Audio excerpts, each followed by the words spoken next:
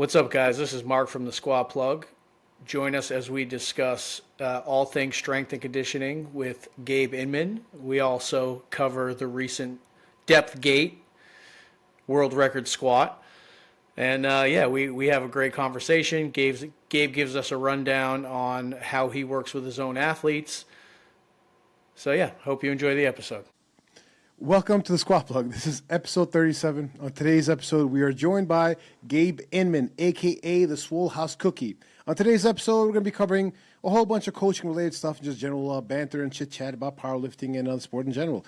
Gabe, welcome to the show. How you doing? Good. Glad to be back. You reek of gun smoke. Yeah. Damn, I thought I showered real good. Yeah. The man literally washed off his aura before getting on the show. Yeah, I didn't need the aura. I didn't want to scare anyone. No, but glad to be back. I had a blast last time, and I mean, as you guys know, I messaged you like right away, like, hey, whenever you want me on again, I'm down to come on and talk about what's going on with my own lifting, silly stuff in powerlifting, or even like my own coaching with what we got going on in person, being that it's a little bit different than maybe what you guys usually encounter with this being more of a powerlifting oriented podcast. So yeah, glad to be back. Been a bit, had a nice big vacation in between, and now I'm like just feeling very refreshed. So Hey, you just got back from Brazil, correct? yeah, so 2 weeks ago I got back. I was down there for, counting travel days, it ended up being 10 days for Carnival, which was really sick.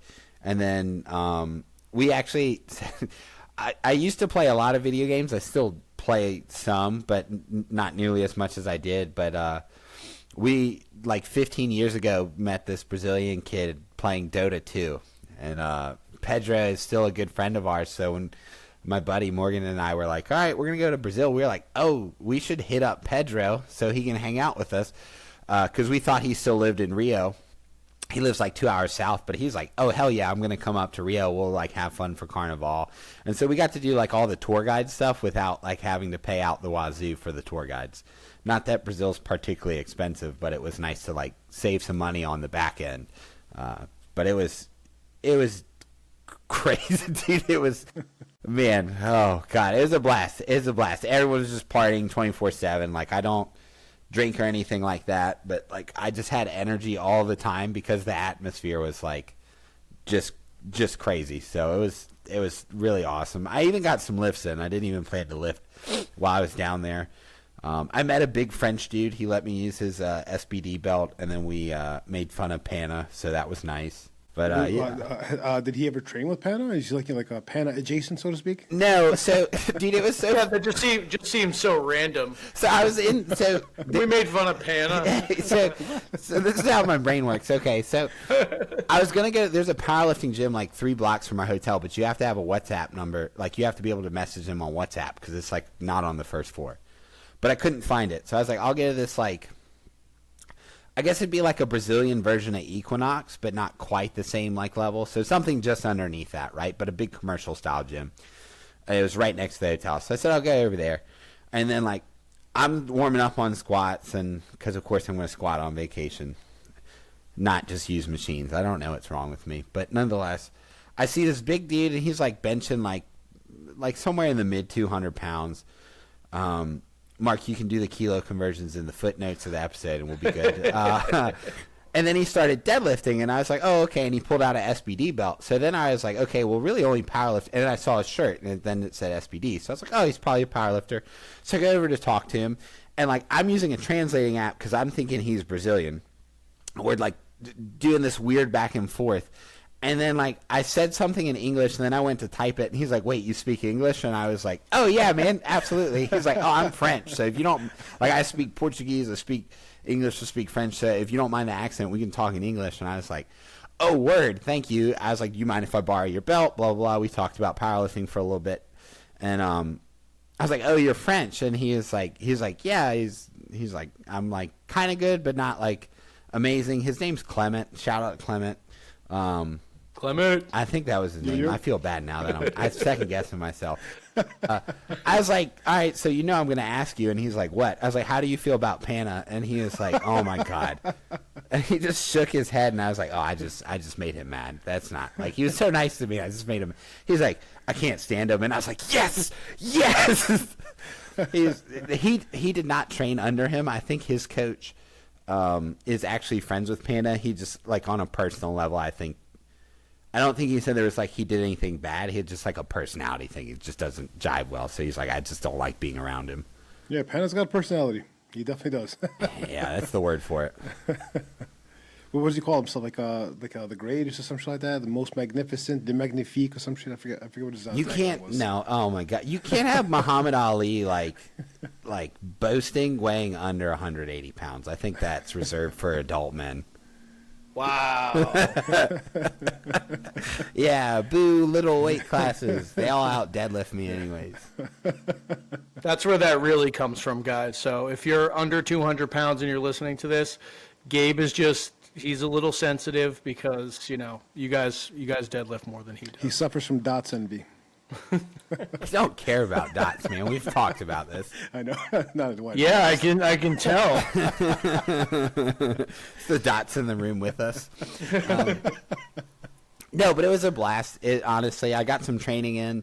There's this gym on the beach that's like all concrete weights. So like if you imagine there's this beach and then the boardwalk is actually raised up by about like in some spots like 3 to 4 feet, and then where the little gym was, it was actually like 6 to 8. So you're like up off the beach, you look out right there, and it's all concrete weights. And I had an old client, his wife was Brazilian, and they would go to Rio all the time. And he was like, "Oh, you got to go check out this beach on Arpoador, which is a small beach in between Copacabana and Ipanema." And I was like, "Oh, sick! Is it free?"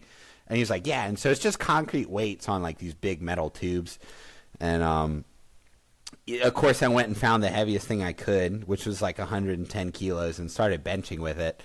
But this one person was like looking at us like, that's not pounds. And I was like, yeah, like it. Like, I know. Like, I know. Just, and then these little kids, I don't know if he was making fun of me. Like, I thought about this like an hour later. I was like, he might be making fun of me. Because he has asked me what my name was. Because he was like, oh, that's crazy. No one's done that here yet. Or he hasn't seen it. And this kid was probably 15. And he's like, what's your name? And I was just like, oh, I'm Gabe. Nice to meet you, blah, blah. He's like, my name's Jabba. I was like, Jabba? Okay, nice to meet you, Jabba. And then we left. And then like an hour later, we're walking down the boardwalk. And I looked at my buddy Morgan. And I was like, you think he was calling me Jabba? Like, you think he was making, like, a fat joke, and I just didn't pick up on it? And he's like, that'd be hysterical. And I was like, I hope he was. Like, honestly, that'd be excellent if he was just, like, roasting me and I didn't even know. He's like, this dumb gringo over here. But no, it was really good. I came back, and I just felt, like, really refreshed on my own training. Like, just really excited to hit the ground running. I signed up for a charity event in June for Pride Month. So, Nice. Off the top of my head, I think it goes to the proceeds go to Equality VA and I want to say Pride Liberation Project, and it's called Barbells Not Bands. So pretty obvious to pick up what the idea is there. And I've done it probably about 3 years in a row now, so this will be the fourth.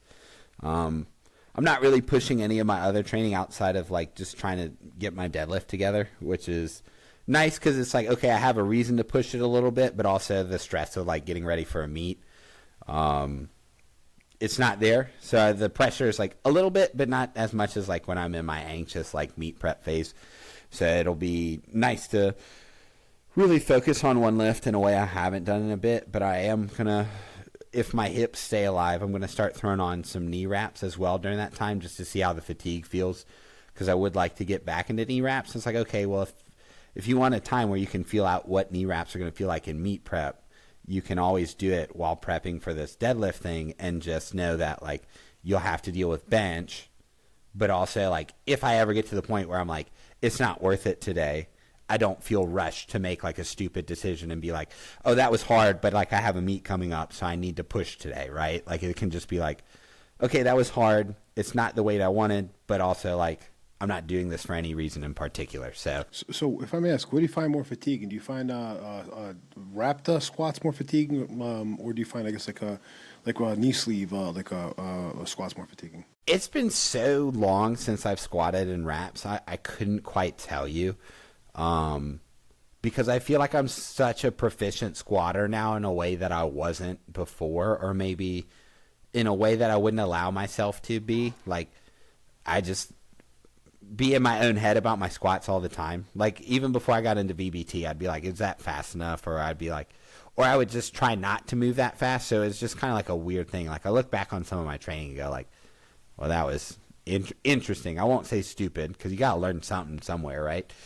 But, I would say wrapped is probably going to end up being more fatiguing, just because you have more shit on your body. Like, there's just it's hard to explain, right? Like, if you have like an extra 80 pounds on your back that you've not touched before, you're probably going to feel it in a way.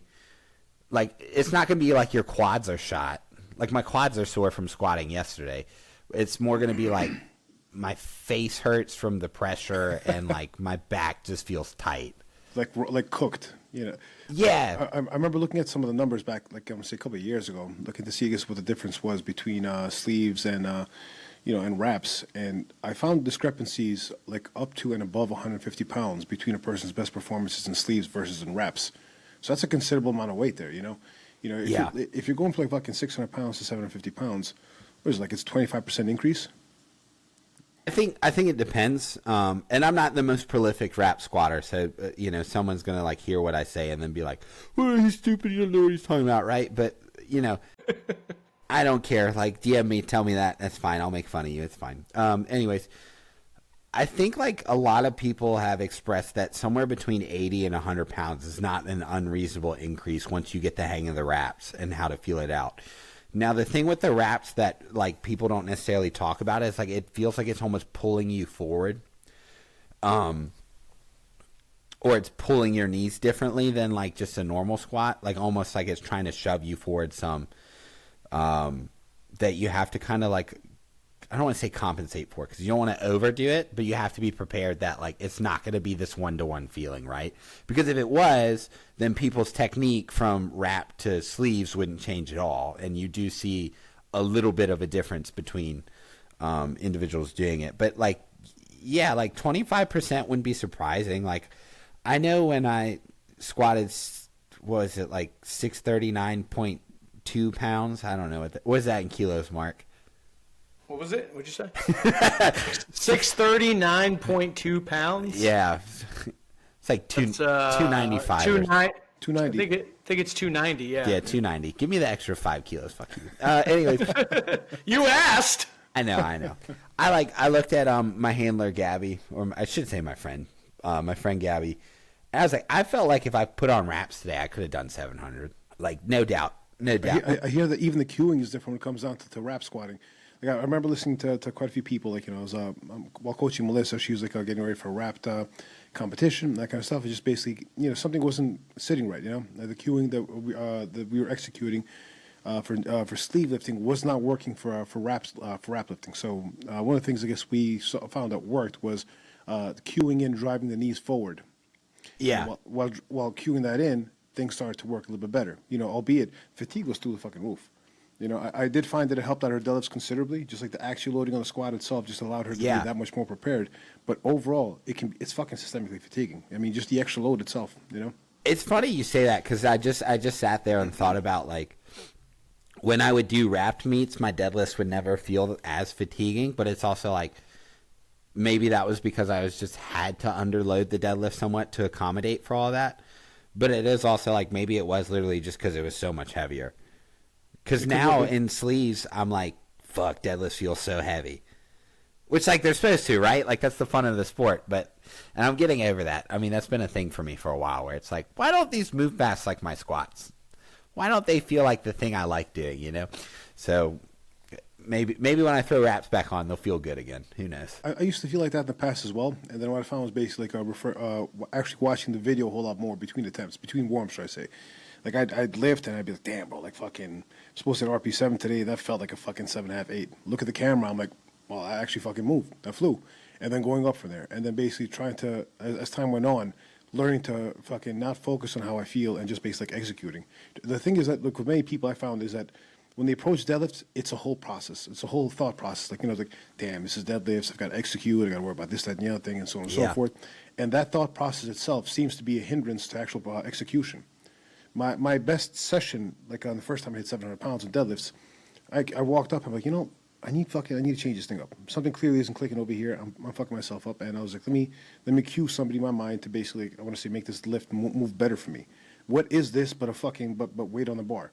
And in my mind, I actually cued Fernando Arias and his setup and everything. That's like, a big boy. Yeah, I was like, the last thing this guy's thinking about is the weight of the bar. What he's thinking about is basically just executing. What's the difference between this and maybe something else like a leg press or fucking leg extension, that kind of shit? They're all fucking exercises. Why am I putting this on a fucking pedestal? Approach the bar and smack fucking 700 pounds for the first time in my fucking life. That's what I got to do Tuesday then. Thank you, all. 700 coming right up. And almost hit it for a second rep. And prior to that, while squatting, I hit, I think it was like 660 or some shit like that. Went down into the hole. As I was coming up, I felt like a pop in my back. The same session, by the way, right before that. I remember that. Yeah. Went on the back downs, and the back downs, like, damn, I should have went for the second rep, Just like one of those kind of situations. So not ideal, leading up to the deadlift, and then hit a lifetime PR and going into a new fucking milestone, just by changing the mindset. I mean, it is funny how much that plays into it. Like, I do think like there's an old clip of course, Mark's gonna roll his eyes. Louis Simmons, talking about was it like someone asked him you have all these good squatters, why don't you have any good deadlifters or something to that extent, right? And he said something to the extent of what's required to be a good deadlifter. He put more emphasis on you just kind of got to be not right in the head, right? And his point was they're at least the guys that he was dealing with, the ones that were good deadlifters, usually had this innate just rage, right? They could just, I'm not here anymore, and it's gorilla strong, just rip through it, right? And you kind of look back at some of the early 2010s deadlifters that were really good and not necessarily what we might call technicians, right? AKA Pete Rubish. Yeah, and it's just they literally just got really angry and gorilla stronged it. And I'm like, well, that's just not me on a personality level. So I what you're saying might work better for me is to be all right, channel up that energy a little bit, but just don't make it seem like you have to. Right? Where you have to be this to be able to even move the weight. Because at the end of the day, if you can move 400, it's not going to be that different with 500. It's just going to be slower. It should be fundamentally pretty similar of a lift. So if you can move it there and the technique's reasonable, there's nothing to indicate really that by the time you get ready to pull 500 and you've done the appropriate training, that anything needs to change at all. Right. It comes down to executing. I mean, and frankly, if you're lifting and you're thinking about where your knees are relative to your back, and you're worried about your position to the bar, whether it's forward or back, whatnot, you're not executing. You're holding yourself back. My football coach, and so I played football for the fire department, FDNY for 6 years, and I was not familiar at all with the line positions, to be honest. Growing up, I played wide receiver. I was fucking wide receiver, running. He's a little guy. Just quick, skinny and quick, tall, I'd get over people, catch the ball fucking these glue traps, fucking these manacles, but that kind of shit though. So that was what I was used to, and then transitioning into the line position, it was a totally different mindset. Yeah, the plays were fucking different to me. The positioning, I have very, I want to say, forward set hips. So getting into the hole itself and kind of driving from underneath was something very tough for me. It beat the fuck out of my hips. 2 torn hip labor and whatnot, and I want to say football had a lot to do with that. And just basically, I try to get the positions, try to get the plays, and so forth. And what it came down to the end was my coach says to you, if you're going to make a mistake, make it 100 miles per hour and make something happen out of it. And play after play, I'd be blowing these motherfuckers up and shit like that. It had nothing to do with the actual play was. Yeah, hey, listen, you get a pancake, it don't matter, right? You know what I mean? Exactly. Proudest moment was pancaking 2 dudes at the same time. Big guy Yilly. Yeah. Oh my goodness. Pause. What's up? Paused. I'm just trying to imagine. Hey now. I was trying to imagine Yilly as a wide receiver being Moss, Just Bro, say, I get up there, and I was quick. I mean, at 280 pounds, I did what's called a 40-yard run, and I did it in 4.9 seconds. on lasers or hand time? Yeah. What's hand time? Okay, so you ran over a 5. I don't mean to shit on you, but we worked with a high school in Iowa, and like there was one kid that was a stud. I was trying to point him into powerlifting because he was not gonna be like a D1 player. Like he's just a short little guy, but he was stout, and his dad had him lifting. I mean, he could clean 315. I mean, it wasn't the prettiest clean, but like it wasn't your typical high school football clean. Like there was some solid technique to it. He squatted 500 to depth. He benched in the mid 200s, and then his trap bar was 500 as well. And I was like, dude, you should just do a meet. Like do a meet. And like he's the one kid where like if someone told me his times or his jumps, I'd be like, yeah. And then their AD was trying to convince my buddy, who was the other coach at the high school, like that they had kids running like 4.5s, and it was like, no, we've been out there with you, dude. Like you literally stop at the 30-yard line. Like what? no way, you are out of your mind. Terrible. And we'd be like, we'll bring the lasers, and because we worked at the university, we had a set of lasers. We're like, we'll bring the lasers one time. We'll do the numbers. And it's like, no, hand timing's fine. And it's like you are setting these kids up to be so disappointed when they get like to actual college recruiting. But Yeah, no, that sucks. It's like those coaches out there say, yeah, that was depth. Yeah, that was a good lock out there, and lo and behold, Reds galore. dude, and then it's the judge's fault. It's like the judge's fault for upholding the rules. Like, No. Judge's fault. Yeah. Does that even matter? You know? yeah, you still didn't hit depth. Yeah, Doesn't matter you whose get the fault lift. that was. Yeah. I just like don't understand. Like, all right, let's just get to it. Let's get to that world record squat. I just can't. I can't let it go anymore. And it makes me mad because I'm 220. Like, here's the thing: I'm never gonna touch the world record that was high before. as shit. Oh All right, my god! I'm mad for 2 reasons. Well, 3. 1, because it's a high squat, this world record. I think that's just ridiculous. I'm so sick of this stuff. Like, and 2, he's got the Chuck Vogelpohl flame beanie on, and like, like even listen, you go back and watch Chuck Vogelpohl squat and multiply. It was deeper than that.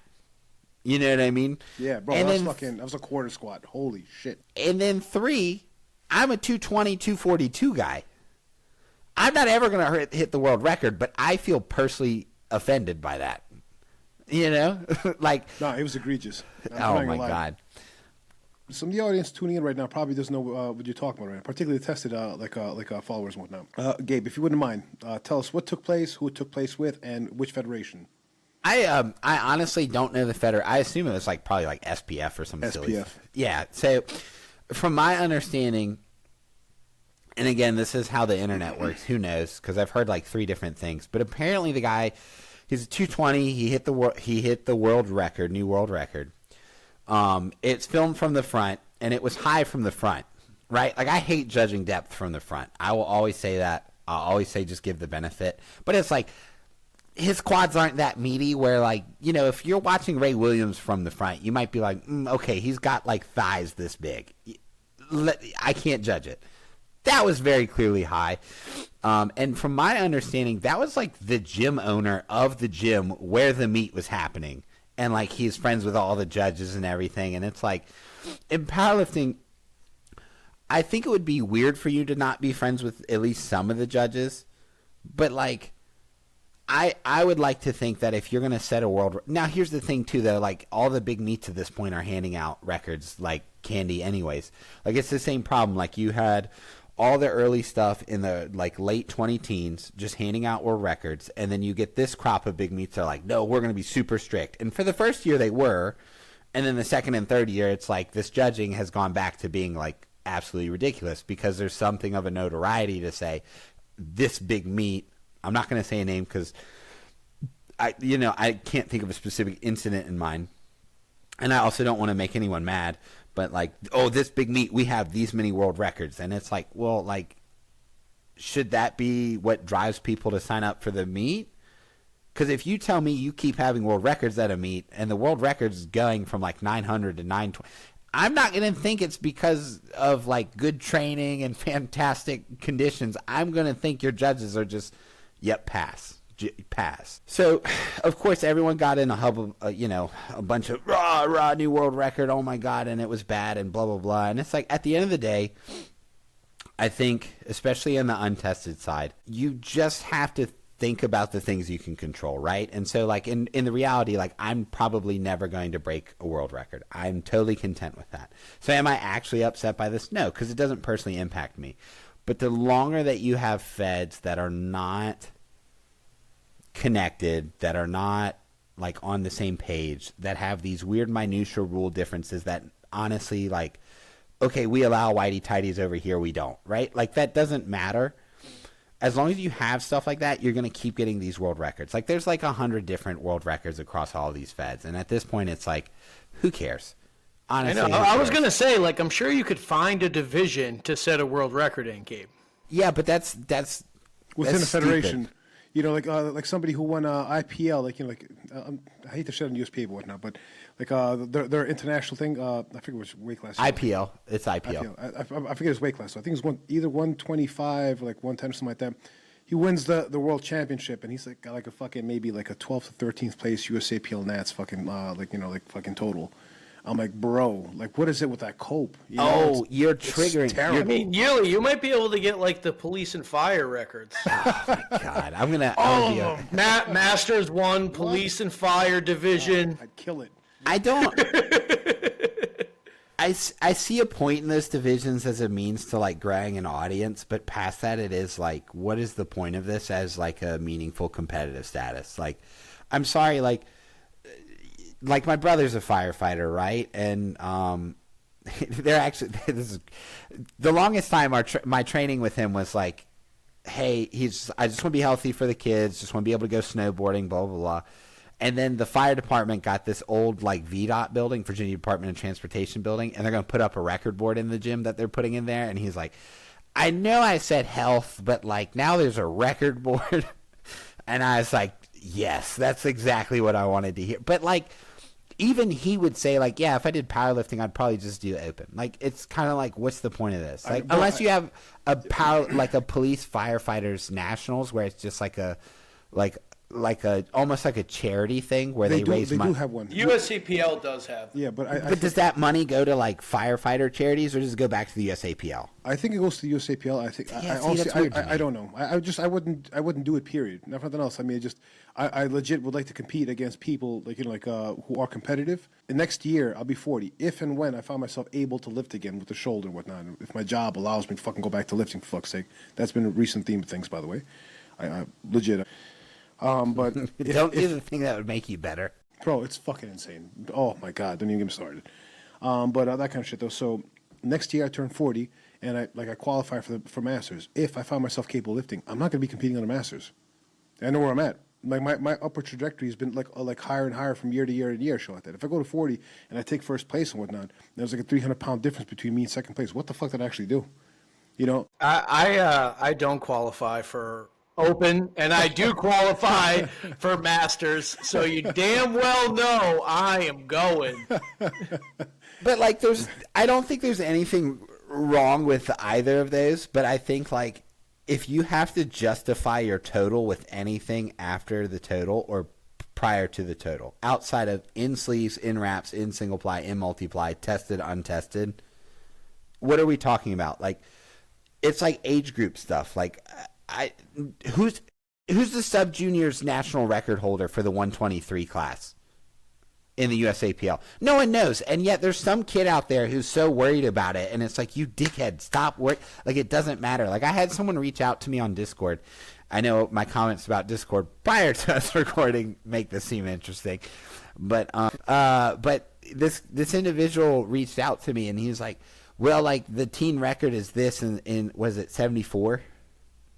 74 kilos, is that the class? I actually had somebody actually did do that, Andre, and he actually succeeded in doing it. The 15-year-old world bench record, he had like 320, 325, something like that. That's really good for 50. But that's like a really good bench. Yeah, and now Mark feels bad, but that's a really good bench. It's also a world record. It's not a...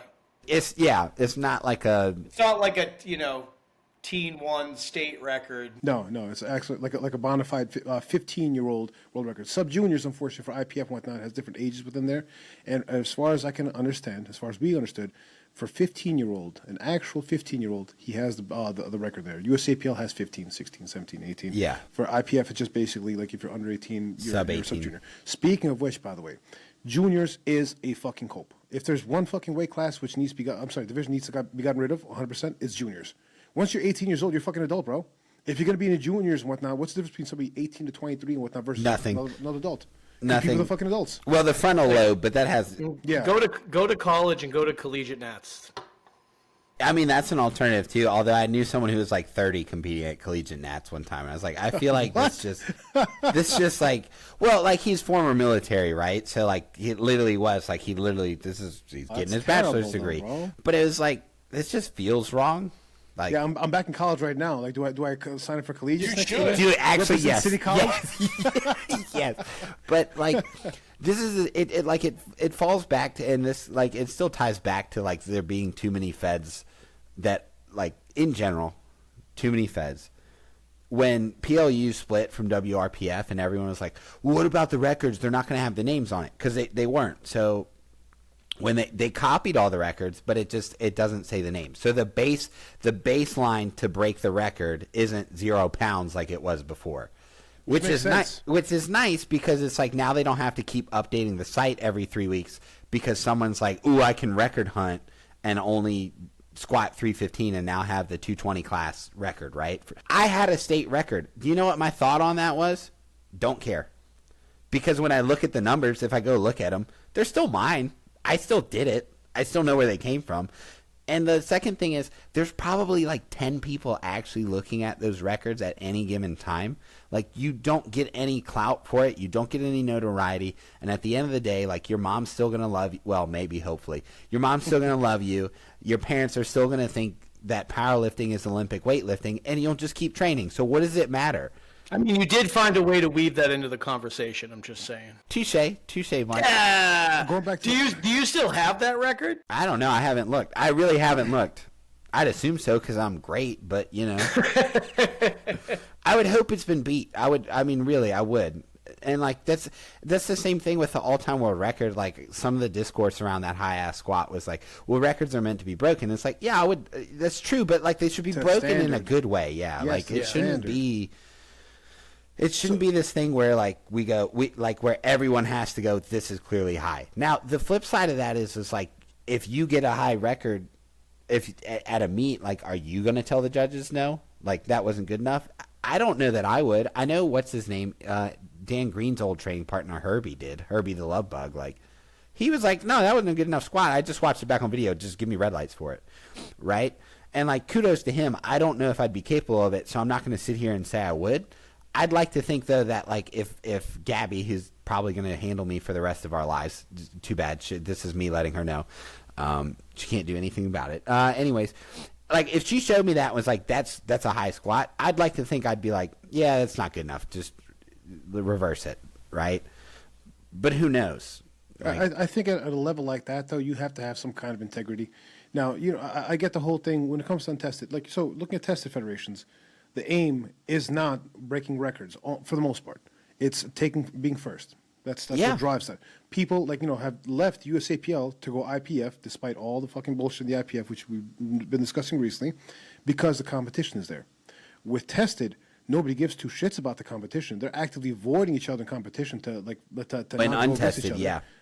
And so what they're actually doing here is they're trying to scoff for these records. Yeah. Figuring out what a national record is for untested is a fucking pain in the dick, and what actually qualifies for a national record. Holy fuck. keep that in mind. But so they're looking for these national plus level records and that kind of stuff. It's just subdividing things as much as possible to attain these records. It's like, where's the actual competition here? But Right. that's what drives these things. That's what allows these things to take place. Is because with untested, the federation doesn't run around operate around who won the meet. It's just like, oh, these records broke over here, and these normies out over there, all they hear is records broken, whatnot, and they fucking pay attention to it. They can't discern squat depth. Oh my God. It's all these things. Like fucking Andrew House a couple years ago with this fucking soft ass deadlift lockout and his high ass squat, who got record after record and his total and Yeah. that kind of shit, and none of it counted. You know, Yeah. It's just So, I like- mean, it's a some of routine his thing. early stuff was actually the standard, but was. as you get that close, it is that much harder to really execute it. But what is intriguing? So, like PLU. Speaking of competitions, PLU Mid Atlantics just happened, right? And like my friend Gabby's a ref for them, and like we had this conversation, and she wasn't like, I don't want to speak for her, so I won't give her opinion on things. But like, there's no reason why someone with like who can't win a local, and I don't mean that like they're a bad lifter. I mean like if you actually have like a couple people in your weight class who are like moderately trained, you wouldn't win the local. You shouldn't be allowed to sign up for regionals. So this is the other component. Like as the untested feds have tried to create more of a competitive class, you're having this run in where in trying to expand the possibilities for it, they're actually limiting the capacity for local meets, which is where most people are going to sign up. Because someone off the street is not going to think they can sign up for a regional level meet. Hey, you want to go sign up for this regional meet? I've never competed before. Like, how would I be able to do that, right? And so, like, I know of a couple meet directors who have had to cancel meets because the sign-up times were in a similar kind of couple-month period. And it's like, okay, great. I like that we're thinking about this process of, like, making nationals in PLU something meaningful. But it's like we completely ignored what would happen if we just let regionals be this thing. Like, I'm sorry, like, regionals should be the ability to get to nationals. That's how I think you should do it. Make it like an actual competitive sport. But, like, if you're not going to even be anywhere close to getting on the podium, why are you at regionals in the first place?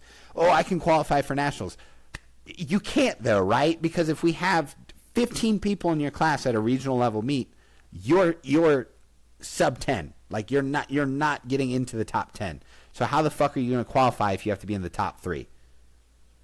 Like, go do some locals. And that's the other thing. It's like no one, like, at local level meets, it doesn't even feel like people want to be competitive.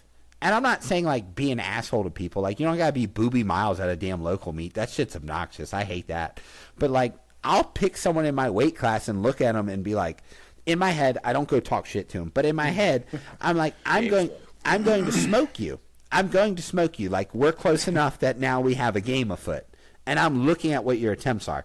There's 2 other pretty strong guys who will do this charity deadlift event. And what makes it fun, and I've told them this, is that I like to see what their openers are because they release them the day before. And I'm like, okay, we have a game now. Like, anyone who's within, like, 30 pounds of my opener, I'm trying to smoke you.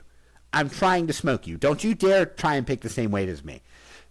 Because I like to be competitive in that moment. But like you're saying, it's like we have people just going from like, oh, why won't you do the American Open? Well, it just doesn't fit on my schedule. And then like 3 weeks later, you're doing backyard fed bullshit again. Yep, it's like absolute bullshit. It's like, nah, dog, it's the same weekend every year. Like, what do you mean it's not on your schedule? You don't want to win $50,000? Are you out of your mind?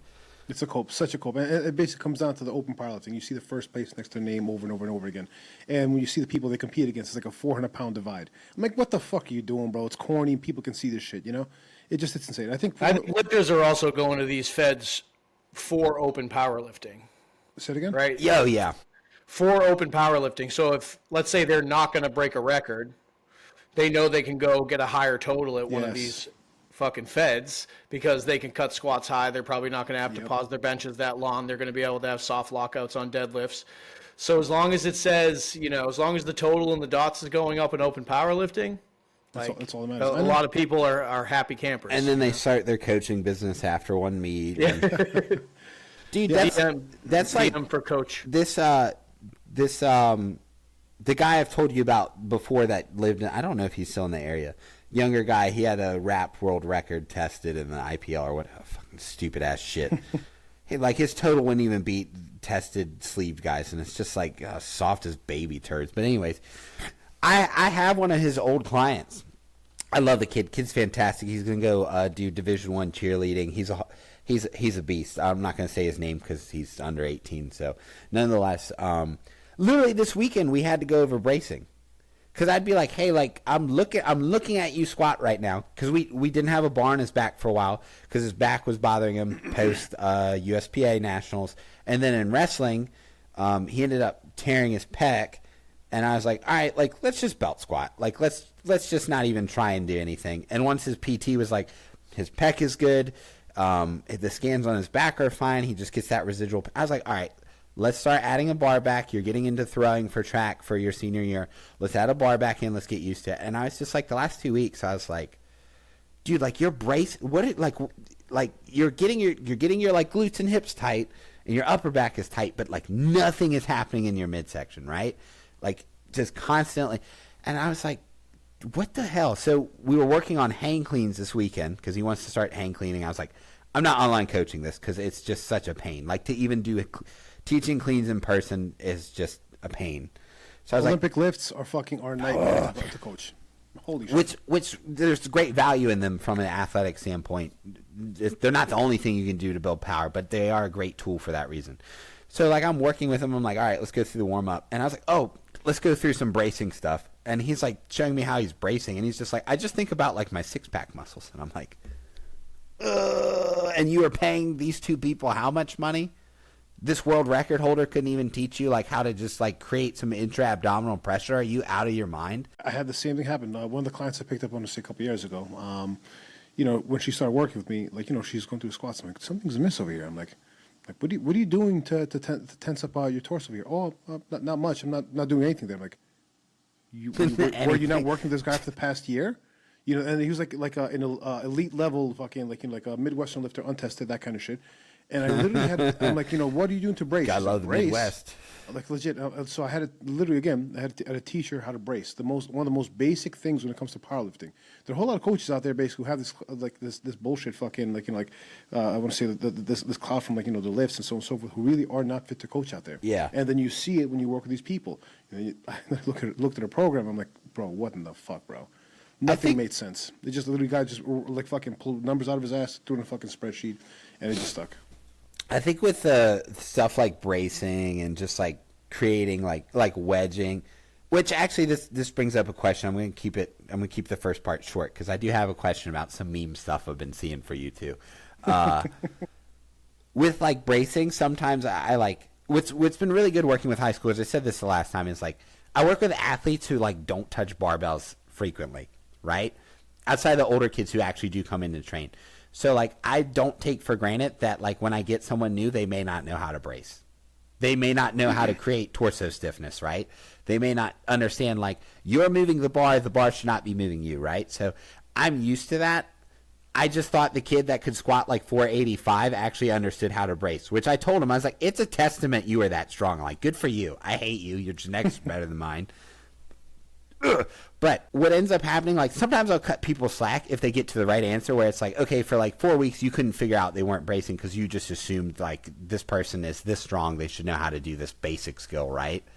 But there are a lot of coaches where it's like they just literally just don't teach anything, and it's like, what are we doing? Now, the question for the meme thing, what is this thing with all of these like slightly okay deadlift pullers making the same video about not bracing in the deadlift, and then the thing they describe doing is literally bracing. I don't understand. Like, who let the twinks create the same video? I don't get it. I see that narrative. It's all over the space right now. Just like the fucking false unrack, fucking some years back and shit like that. Just like the whole fucking stacking the ribs thing. Just like the whole long arms cue and shit like that.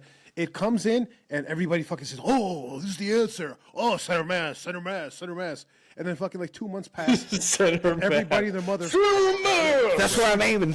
Bro, and then they forget about this shit. And then all of a sudden it's like, center mass. I remember when I used to preach this. Indeed, I am incorrect over here. If you're worried about center mass, it's clearly a sign that your coach doesn't know what they're doing.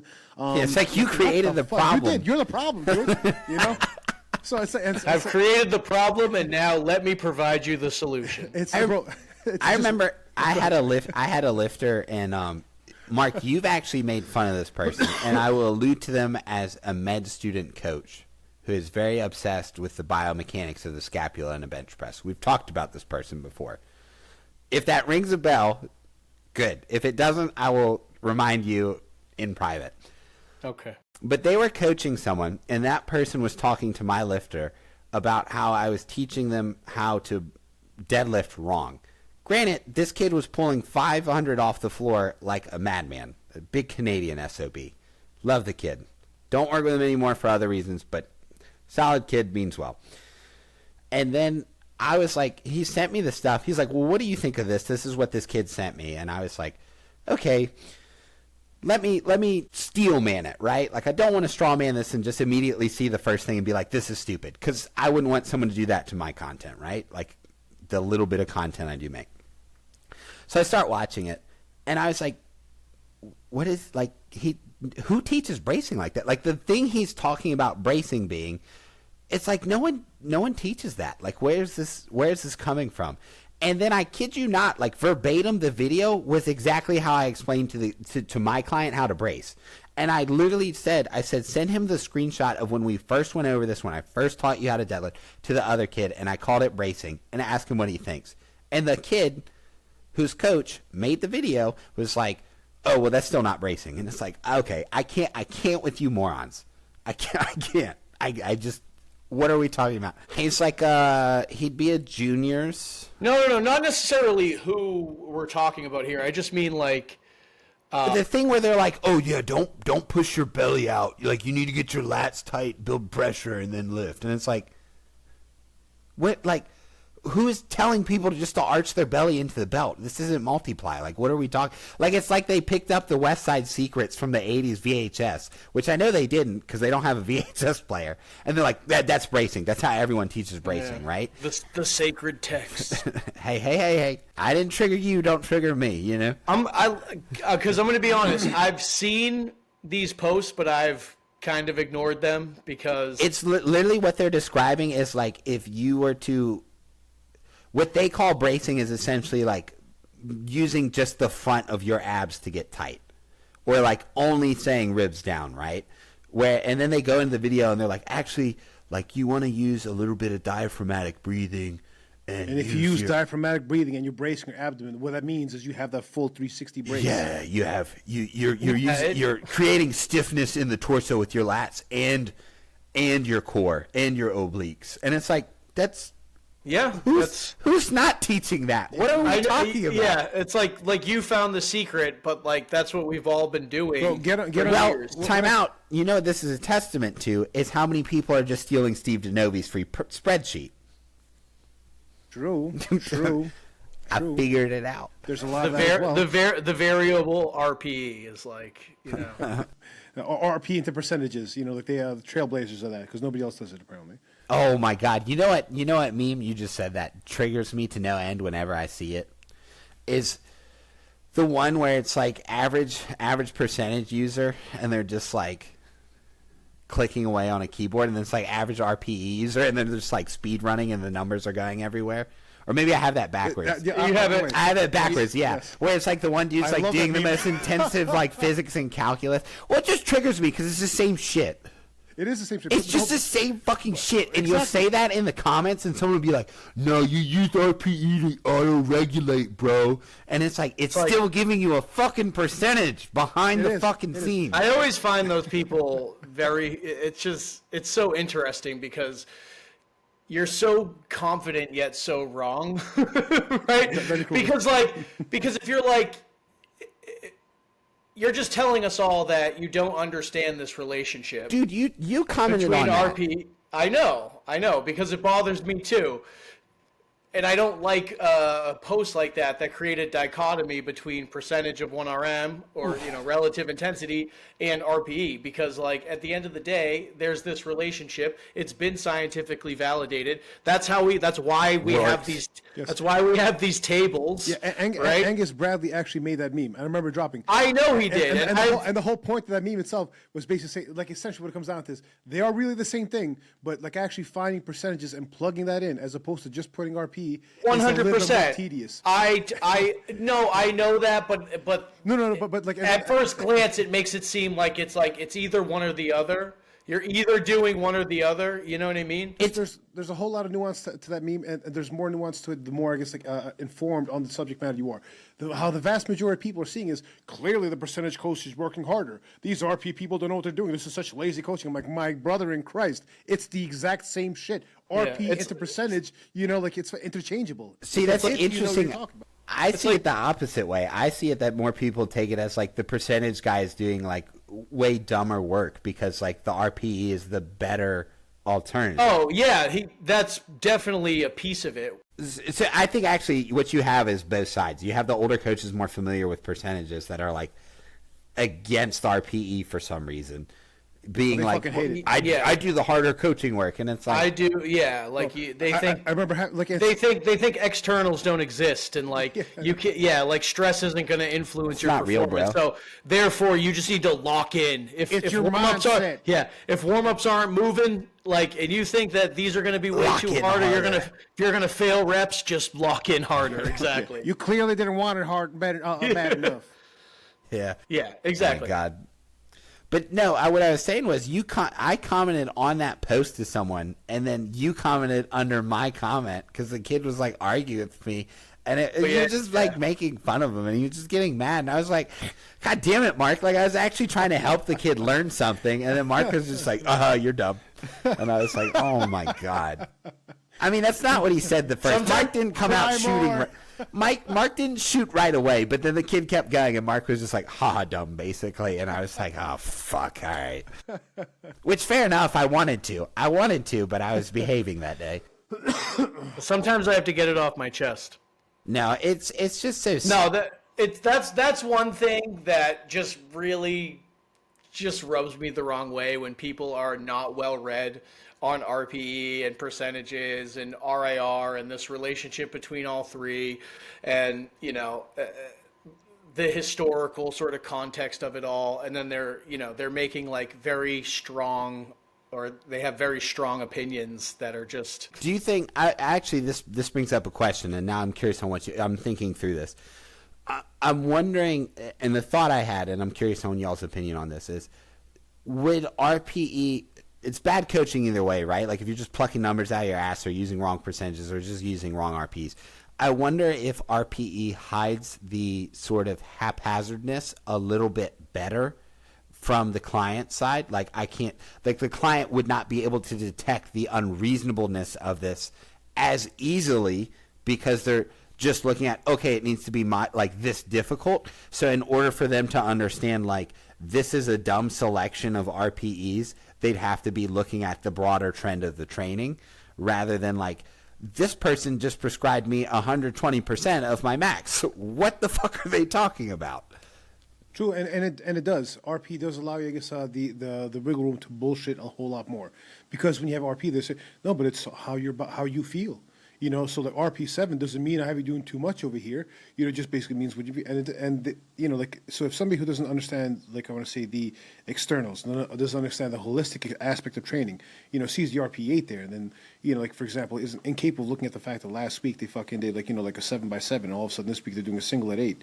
That kind of shit. You could fucking pull a sheet over their eyes, and this can well happen with percentages. You see last week versus this week, maybe things change up. That said, even with percentages, you find these issues happening. And how I know this is because I had my first coach used to train exclusively by percentages and fucking hated RP, would do nothing but shit talk RP till the cows came home. And he programmed for me, I remember this one time, a 7x7 at 425 pounds when my meat max was 475 pounds. And then programmed me to do a 7x7 on 540 pounds on deadlifts when my meat max was 585 pounds. Things came to head after months and months of me working together with him. I developed bursitis to the knees. I couldn't sleep at night. Fucking couldn't sit for more than 30 seconds at a time without feeling my knees like my knees are gonna explode. Had to shift all the fucking time. The fuck programs a 7x7? Bro, insane. It's just such a weird. I actually do a 3-week wave where I go 10x10 at 7, then 1x1 at 8, and then the third week back to the 10x10. That sounds very West Side-esque. I like it. Yeah, and then by the fourth month, we go down to the 7x7. Yeah, so I do, but sparingly. Every 4 months. So ran that kind of shit, and his response to that would be nothing. Like I'd send him reams, like fucking, my knees hurt. I'm dealing with this. I failed my fucking opener. My first rep, and so on and so forth. What do? No response. The kicker was the guy was actually at the gym that I trained at as well. He was literally there in person and would fucking duck me to ask these questions. I'm like, what the fuck is going on right now? Did you ever make it through all 7 sets? All 7? Yeah, I'm actually curious. The whole 7 sets. That 7 by 7x7. 7. That 7x7. I did. I went through every single fucking rep. I took like fucking 10-minute breaks between each set, if not longer than that, just to make it happen. I'm driven. You know, if it's I if believe it's there, you. I'm gonna I make it believe you. God. That's why I'm curious, because I'm like, man, like I know that you're gonna put all your effort into completing these workouts, and like, I'm just wondering if you ever made it to the point where you just could not continue. And then like, I you did. just- So I had a 7x7 at 540 pounds programmed on deadlifts. And I get to the bar, and I pulled my first fucking rep of the first set and failed it. And then you locked in. And locked in Then I hard. changed my whole mindset. Then I doubled it, and I fucking hit a 14 by 14. No. No. I fucking failed the set, and at that moment I was like, yo, Yuli, you're fucking...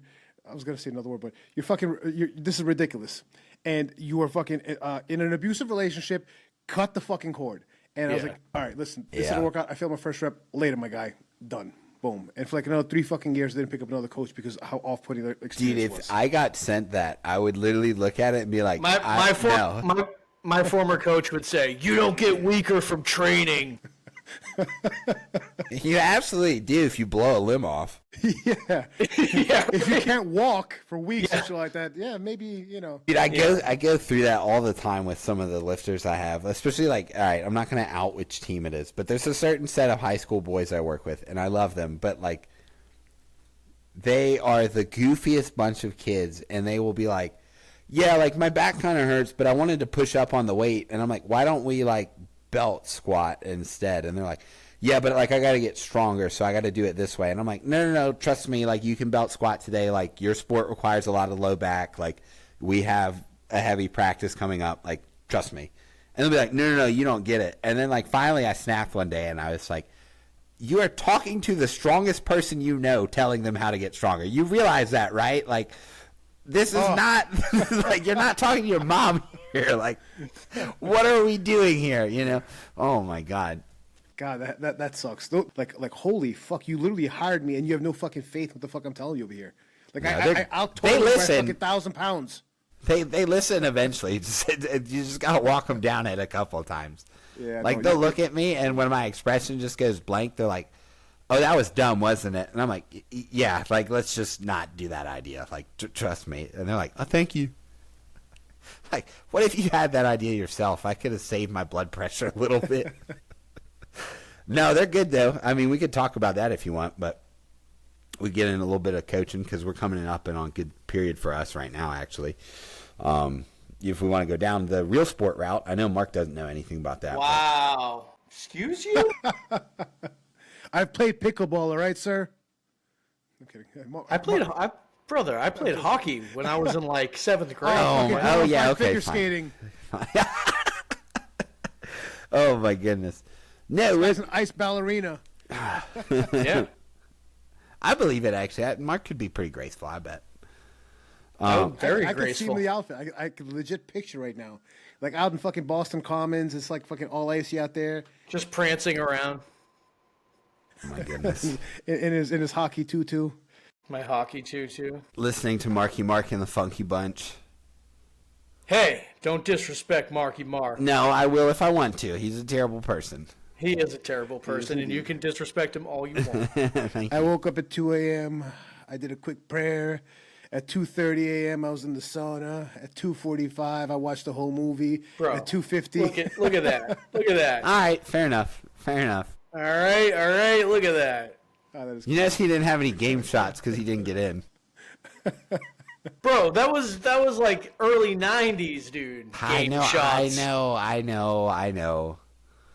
You're old. I get it. Hockey is one of the actual sports I've never played once in my entire life. I've done lacrosse, football, basketball, soccer, all kinds of shit. Just never. Hockey is the only sport I've played like an organized sport. Yeah, every sport I played I was bad. Well, at. besides powerlifting, but that's It's not a real sport. I've already explained that. a third. Shut up, Gabe. A third of it you get. Not to that I'd lay be down. any good at. Not that I'd be like a good athlete in the sport of powerlifting, anyways. Yeah, Like, you definitely over here. wouldn't. I'm looking at you. You definitely wouldn't be. Oh my god. But yeah. So we just finished up the first sort of competitive period for swim. They finished their short course. They had high school states, and then the same week they had senior states. There's a big snowstorm, so high school states got pushed into the same week. It made things kind of wonky, but a lot of the swimmers did really well. Some of them broke some records for the club that had been there since like 2018. Some of them qualified for sectionals, which is, I guess, similar to like a regionals idea. Yeah, I remember sectionals. I did that for wrestling back in the day. Yeah. So actually, one girl did so well in her 50 that, and she was already going to Ohio State. She was already committed. That they called her later that night and like gave her a full ride. So she really did fantastic. Wow. She scares me though. Like honestly, she's fantastic to work with. She'll get it all. Like she'll just train. Just loves it. And she scares me though, because sometimes when she's really in there, just getting after it, like if you say something, it still look at you, and I'm like, my bad, dog. You're right. My bad. I didn't mean to distract you, but no. So sectionals is coming up for them, but basically across all the age groups we work with, they did really well. The younger age group just had their 13 to 14-year-old age group states, and they had their best points total in like ever. Like they beat their best points total in the whole meet by like 200 points. The girls I have no just idea what that crushed it. means, but So like for every event you're going to get a certain amount of points, right? So like they had their best performance by far. They had a couple state records and whatnot get broken, so they've really been crushing it. Rang is going to hit their outdoor 2K season, so it's their shorter course, whereas like swim is going to get into their long course season, so longer distances. So if I may ask, because you coach a range of different sports, which we call it in many different ways. But like what drives? I think we asked this question last time around, but maybe some people tuning in today, didn't hear it. But what drives your decision making as far as, I guess, like choosing the workouts that some people are going to be doing, the timing, the periodization, that kind of stuff, relative to the sports that they have? Like, what's your thought process? I mean, I know you're not doing some fucking, Joel Seedman shit and some. Oh yeah, no, Bosu ball only, David Weck. So I think the first thing, this is actually going to help because I'm supposed to go into the local high school at some point and present to this class of kids for their weightlifting class about how to design a program. So this will help me collect my thoughts, actually. The first thing I really do is just realistically like look at who I have in front of me. So like no matter the sport, like if you're 12 years old, the likelihood of you having like a high like motor educate, I call it motor education because it's just easier to get that point across to the kids. Like you start talking about proprioception and like neurons and shit, they're gonna be like, yeah, coach, I can't spell neurons, and I basically go like, okay, you read a book, you get better at reading books. You start with Dr. Seuss, maybe you end up on Dostoevsky, right? And they're like, who's Dostoevsky? And I'm like, besides the point, right? So it's the same way to me in that like especially the swimmers we work with, it's just a natural byproduct of the environment they compete in. They're going to be really good swimmers, but if they don't play sports not in the water and you have them do tasks on land, you're like, this is literally a fish out of water. This is no longer just a saying. They like look so goofy. Like we have a kid who's going to sectionals, and he's over 14, and like I was trying to get him to do pogo hops like with a rhythm, and it was like, oh boy, like, oh, how do you not know how to do this? And then it's like, well, he's in the pool all the time. So his ability to like actually like get his body to cooperate with what I want him to do and display like a nice rhythm in the movement is not going to happen. And some people can be like, what's the point of the rhythm, right? And it's like, well, with plyometrics, for certain lifts or certain exercise, you are going to want like a good rhythm, right? Like there's no point in speeding things up if they can't execute a nice even fashion. Because to me, if you can't pogo hop, we're going to have a problem with doing like the higher intensive jumps. Like if you can't even do this little hop, right? Like maybe we need to put in something in between. So if we're talking about a 12 to 13-year-old, it's like, if you can body weight squat, cool, I'll give you a dumbbell. If you can't, guess where we're starting? And one thing we've gotten into doing a lot of is like tempo work with kids, and they hate it, but eventually they get really good at it and they figure it out. If anyone's interested in some cool stuff on tempo, like videos. There's like old videos that I think it's Jay Snyder and David Archuleta is like a former NFL safety, but his high school like some of the stuff they were doing, some of the videos might be made up somewhat, but some of it's like just like, whoa, this kid is like just some of the craziest stuff, like doing bench throws with like 225 at 180 pounds. And the dude said like Jay Snyder said like one of the early things he had him do is just do slow controlled push-ups, and like until he could hold like a 30-second tempo eccentric, they weren't like moving past that. Right? I'm not that egregious because I don't need them to be like that good at push-ups. 30-second eccentric. Yeah, dude, it like just crazy long tempos. So I don't do that, right? But I do look at who's in front of me, and it's like, okay, how can I make this easier for you to learn? And it's like, slow it down, right? Like, don't give them weight. Everyone wants to have a weight, and it's like, I like to have a weight in my hands, but I know how to bench press somewhat. Although I asked Mark a few things this weekend, and I felt like I didn't, right? From Mark there, knows his shit. I was just like, am I touching too low? And he's like, does it feel like it? And I was like, yes. And he was like, you probably are then. I was like, okay, good. I'm not crazy. I just felt so off. I was like, something's wrong. But anyways, as far as the periodization, like I know like there's this big hubbub in like powerlifting, like block periodization is stupid, right? And it's like, well, I don't know if I'd call it stupid, but in something that has a more predictable compensation or competition period, block periodization works pretty well because the timelines for which you're trying to accomplish things make sense. And the other component is like you don't need to do like a speed block for powerlifting. Sorry, Louis, that's my opinion. But with generalized sports, I mean, I'd like to say the fucking science that's come out over the years and whatnot has badly debunked the utility of speed, speed reps, at least from a direct perspective. It may help out because essentially it's like a deload period, but as far as I guess directly like contribute to strength development, to force production, or fucking like other things and whatnot, it just doesn't happen. Yeah, what I would imagine speed work in a powerlifting setting to be is more like just low RP technical work, but nonetheless, not to get too distracted. So typically, what we'll look at is like, and one thing I've really done this year is look at it more on like a quadrennial, so like long-term youth development. And what that helps me do is not rush my decision making. So it's like, yeah, like we're going to be in a strength block going into the later portion of your season or in your season, but like strength doesn't have to be heavy barbell lifts if you can't like bench 135, right? Like if you have a hard time with 20-pound dumbbells doing 6 reps, that's strength work, right? And so a lot of the periodization mirrors just the most basic linear inside the block, and then as well as just a generalized block periodization across the broader competitive season. Where it gets sorry, go ahead. And honestly, I want to say linear periodization is, for the vast majority of people out there, like I want to say one of the most effective ways of doing things, and it's the easiest one, to periodize and to plan out. Not for nothing else, but you also I guess like want to plan around like meets and so on and so forth. Right. It just makes things that much easier, and it works. Triples, doubles, singles, and shit like that. You develop a cadence. You develop, I want to say, a rhythm for that internally, whatnot, and you make those adjustments. Yeah. Well, and the flip side too is that like one of the biggest stressors for them is going to be their actual sports practice, and they operate on a similarly block plan pattern. So I can match the stimuli I give them within the constraints of like what they're doing in the pool. Like if in the pool they're doing like a crazy high amount of volume, I don't need to be trying to max out. I also don't need to be doing a crazy amount of volume, but I do need. That is a time where I can say the intensity can come down. We'll pick up the volume on things. We'll just build out this base as a larger goal, if you will.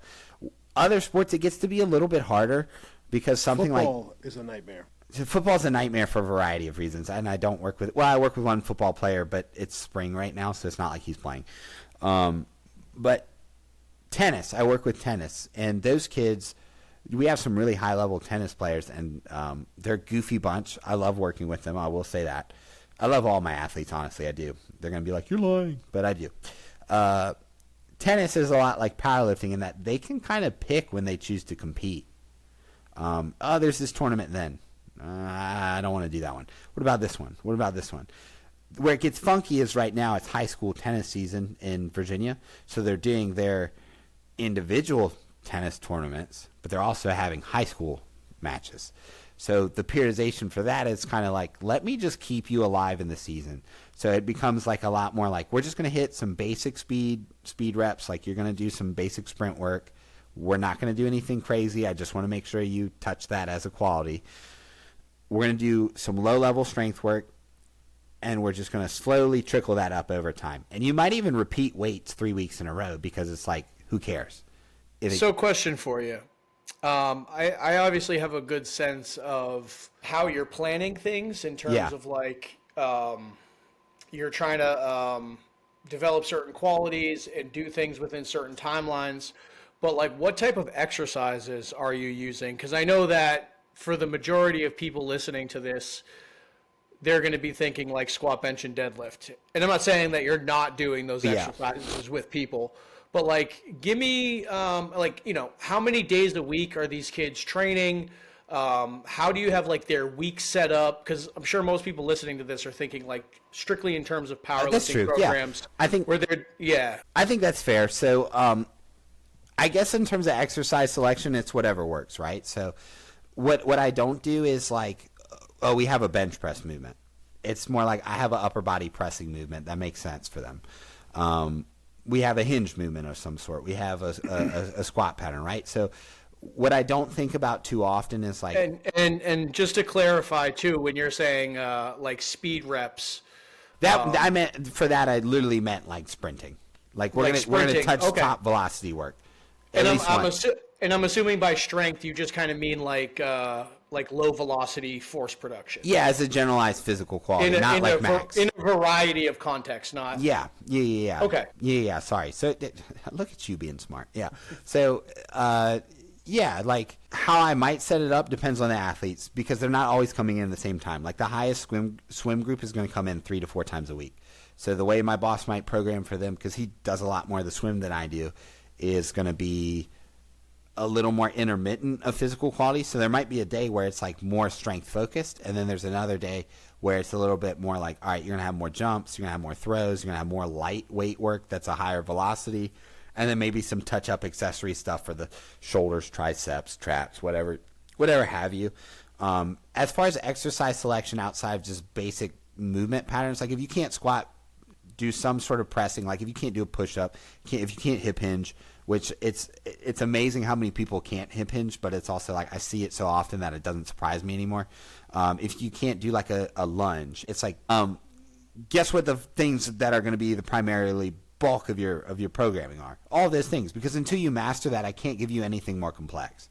And I know like, well, not that people or athletes need complexity, because I think when people hear that they think they think Joel Seedman or some sort of special complex looking exercise, but it could just mean like a goblet squat to like a barbell back squat or a front squat. Yeah. When I say complex, I don't mean like it's hyper complex. I mean in the sense of like the most simplest form versus its most difficult form. So because most people listening in are basically taking for granted the fact that people can squat, bench, and deadlift, but they don't really work with the normal population who've never lifted a weight in their lives. Yeah, they make them in the gym, and they have a hard time like doing an air squat. Dude, it's crazy. We have a kid who's a middle schooler, and he's been consistent for the last year, and like we literally had to start with a body weight squat. And we did that for a couple weeks, and then we worked into a goblet squat. And then I made him front squat infinitely until it looked like he was stable enough to put a barbell on his back. And a lot of it wasn't like I'm worried about your torso or you getting hurt, but it's like you couldn't control your hips. Yes. And so until you at least illustrate that you can move with the bar in front, which I find to be easier than in the back for athletes, then why am I going to move you along, right? And so an example of the simple to complex might also be like a push-up versus like a bench throw. Am I actually going to do a bench throw that often? No.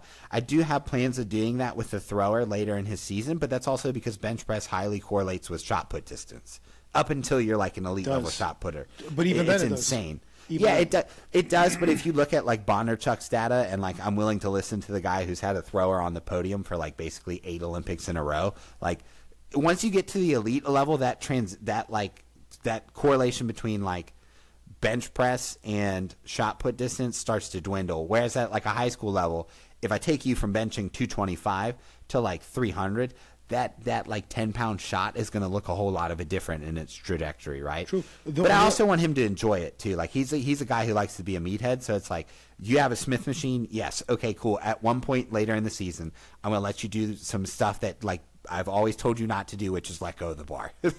So you're going to weigh him, right? So he's a sufficiently good bench presser because he started in powerlifting. So I do have to say, like, not too long ago, I encountered somebody on the Explore page, a shot putter, and this dude is They're one of the freaks. best of the best. I forget what his name is, whatnot. Massive dude, like a huge dude. And I'm like, yeah, he's probably got a good bench press. See what happens over here. Like, seemed like fucking 4 or 5 couple reps. Like, I'm curious to see what he really does. And I'm scrolling down, like looking through his shit, and he's fucking like benching 545 pounds.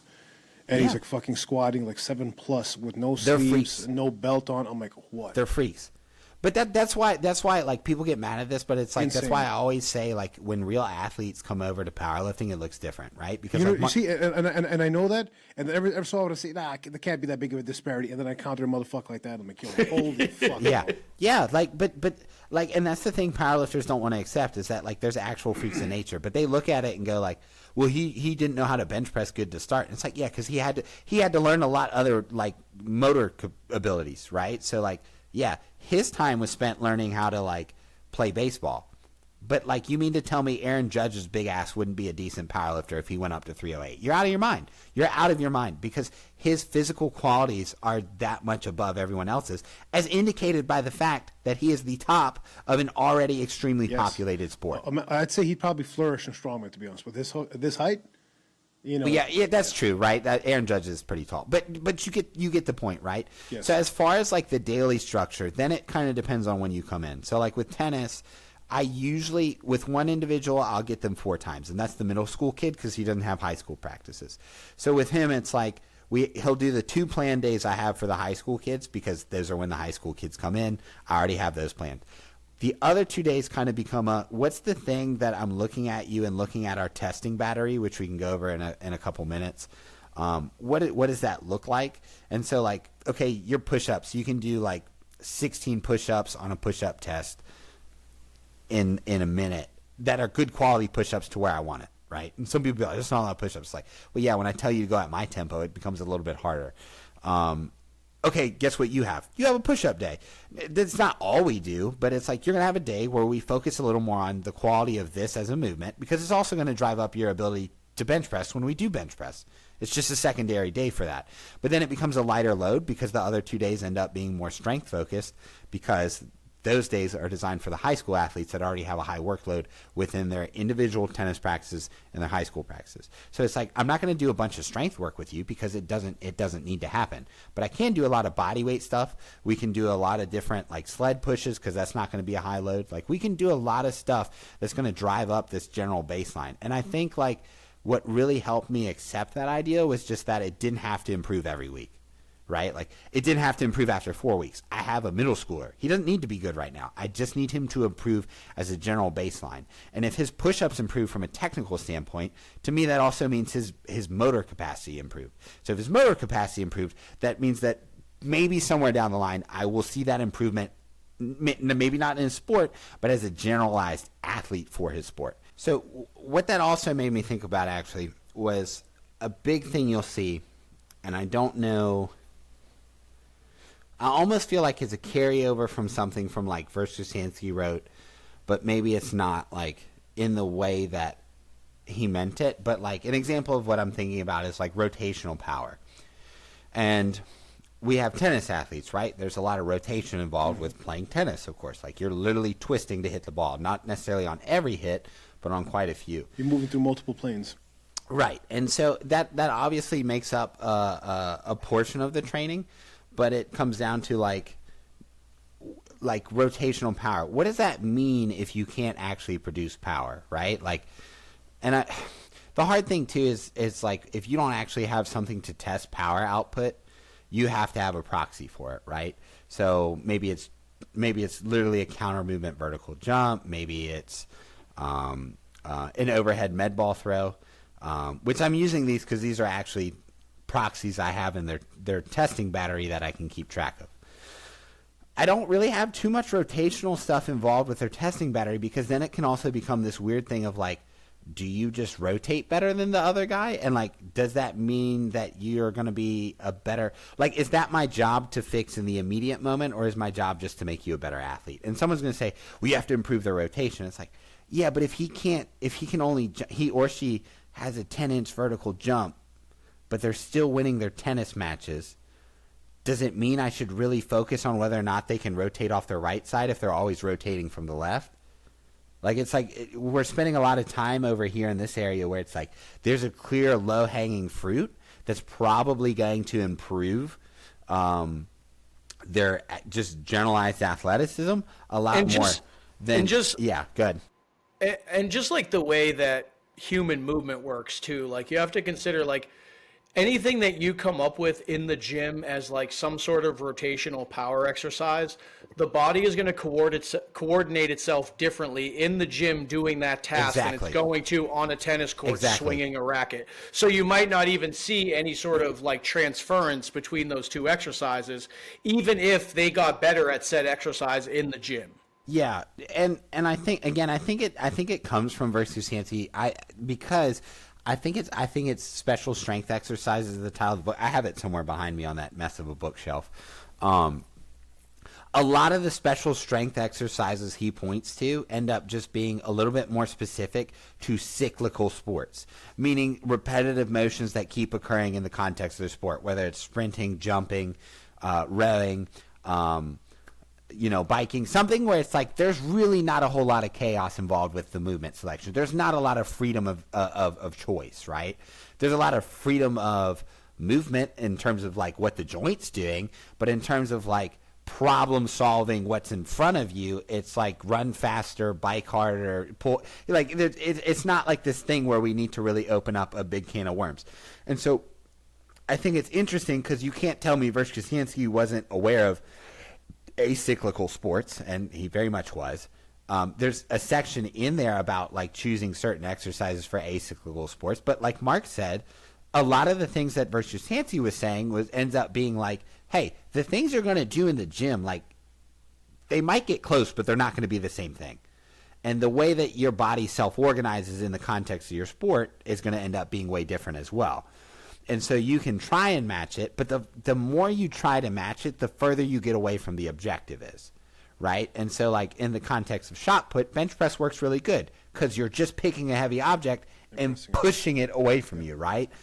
Tennis, okay, like I could have you squat with a tennis racket. Like what am I supposed to do here that is actually going to help you in the context of your sport? And I'll give another example of this. I work with a very young kid, 10, maybe he's 10, he might be 9, but we do a lot of really basic stuff that I try to organize more into play. So like we did, do you know what wicket runs are?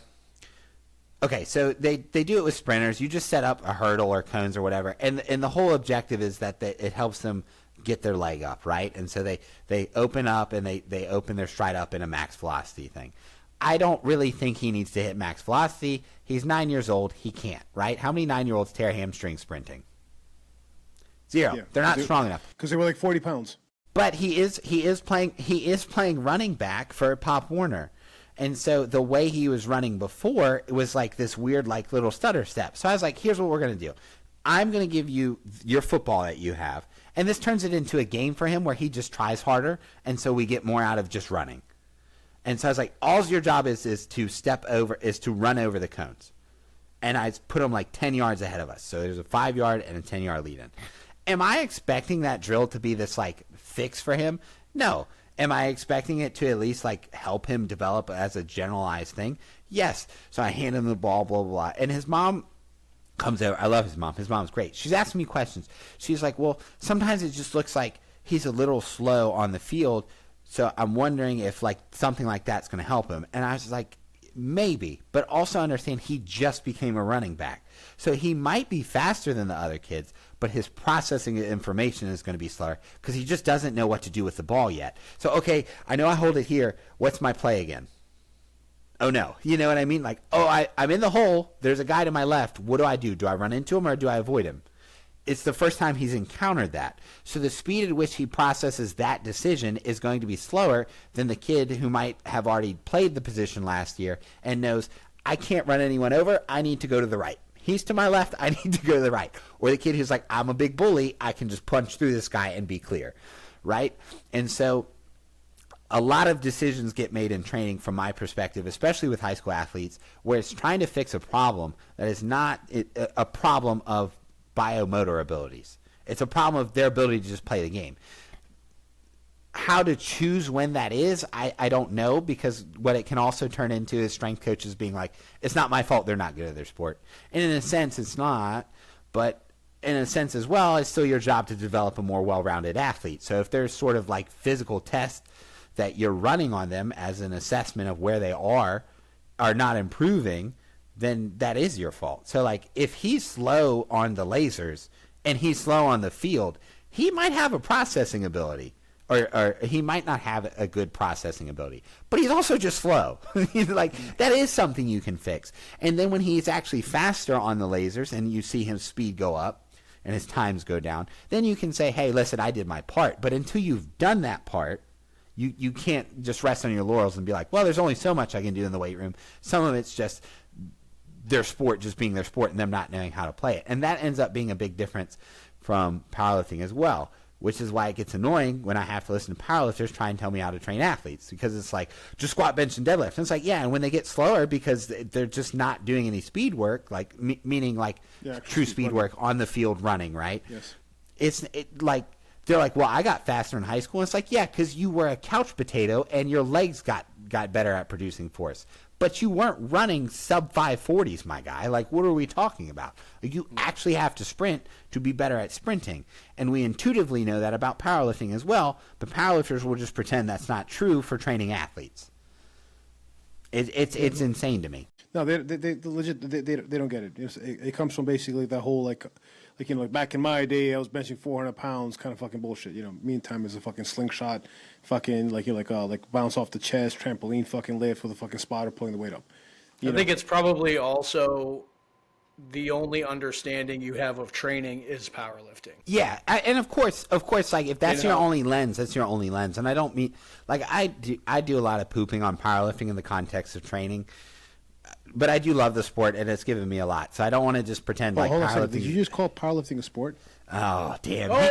He got him. He got me right, but like it is fascinating because it's like it's not complex to train athletes, but it is, right? Because there's so much more going on.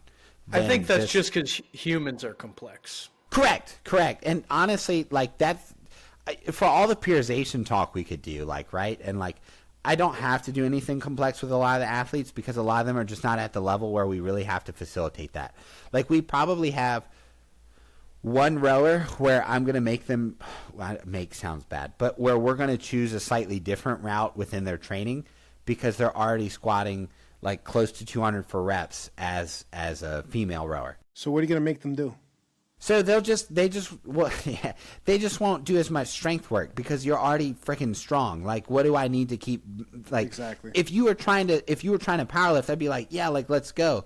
But for her, it's like, no, I'm trying to be in. I don't want to speak to her goals, but it's like I'm trying to make nationals in a single.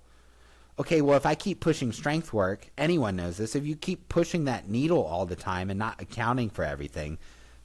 You're going to run the risk of just blowing up, and I don't need you to blow up. I need you to get to nationals. And not only this, but not only that, but and we've talked about this before, which is like, let's say you're putting a lot of energy and focus and effort into getting stronger and like saying bringing up a given lift, right? Is like, okay, let's say you're here. If we add, I don't know, 10 or 20 pounds to your 1RM in this given lift, is that going to make you better at your sport? Yeah. Right. And how much is, all of that energy and that focus and that effort taking away from you doing the things that are actually going. Yeah, exactly. I remember, like from anecdote, I remember fucking trying to do jujitsu and powerlifting at the same time. Bro, terrible. Football, no, you have to retire first, Yili, don't you know? Well, that's the pipeline. Well, I went the opposite way. I went jiu-jitsu first into powerlifting and then tried doing both at the same time. Look at you being special. It's, but sorry, the best you might want to know that. but just it's not tenable. The same thing also Yeah. with football and powerlifting. What I learned very quickly was that if I drove driving my lifts up during football season, I was going to end up in a very bad time. When I tore both my fucking my my hip labor and whatnot, it happened while I was still squatting and deadlifting in the 600s and squatting in the 500s. Yeah. Like, what do you think is going to happen if you do play after play after play, like 90 to 100 plays per practice session, in addition to the actual game on weekends and whatnot? Do it 3 times a week and whatnot. What am I expecting to happen over here? I weigh close to 300 pounds. They weigh 300 plus pounds and whatnot. And play after play with my hips open, like me pushing and so on and so forth. Something's going to break in the context of dealing with that and then going ahead and fucking, dealing with hundreds of pounds, Yep. Rep after rep. Well, You and know? your conditioning's not going to be good either. I think that's a big thing people miss. I mean, granted, for powerlifting, like, how much conditioning do you need? There's another podcast I was listening to. I won't give other podcasts airtime on your podcast, but they were kind of having this discussion of like, how much aerobic work do you really need for powerlifting? And it's like, honestly, not a lot, right? Like, they were just sharing experiences more so than debating it. But like, because of that, your average powerlifter is going to not understand how critical conditioning is for your actual sport. Now, granted, like, in my opinion, sports practice should cover most of the conditioning. But what do you do if it's not, right? Then I have to account for that. So like, an example of this was before high school season started, I was doing conditioning probably 2 to 3 days with the tennis players, hitting a variety of different work to rest ratios, because for tennis it can be anywhere from like 1 to 5 to 1 to 2. It rarely is 1 to 2 on a work to rest ratio, but sometimes you get these weird matches where it's just bop, bop, bop, bop, bop, bop, bop, right? And then you have to be able to deal with that. As they got into high school season, I can't condition you when you're doing clinics and high school practice. That's going to resolve itself. For the middle schooler, I do have to keep your conditioning up, because that's actually going to be something that benefits you, because most middle schoolers probably aren't going to have the gas tank that you're now going to have. But the other component of this that people will miss, like, you'll get the people who don't understand conditioning, which basically just understanding work to rest ratios of your sport gives you like half of what you need for what you need to do in your conditioning. Now, the second component of that is like, being in better condition doesn't mean you don't get tired, right? And like, people will mistake that, and they'll be like, "Oh, I'm tired, I must not be conditioned." It's like, no. I would prefer to look at it, and again, I'm stealing this from someone else. I forget who said it, but I saw a clip of it, and the basic premise was, I'm conditioning to be in a better shape when I'm tired. Not to be in better shape, but so that when I am tired, I can perform the functions of the task better. Yes. So instead of being at 90% of technical proficiency, I'm 95. Yes, Right? and I think that's when you have the conditioning married up to also, I guess, like, to strength, or I say sport specificity.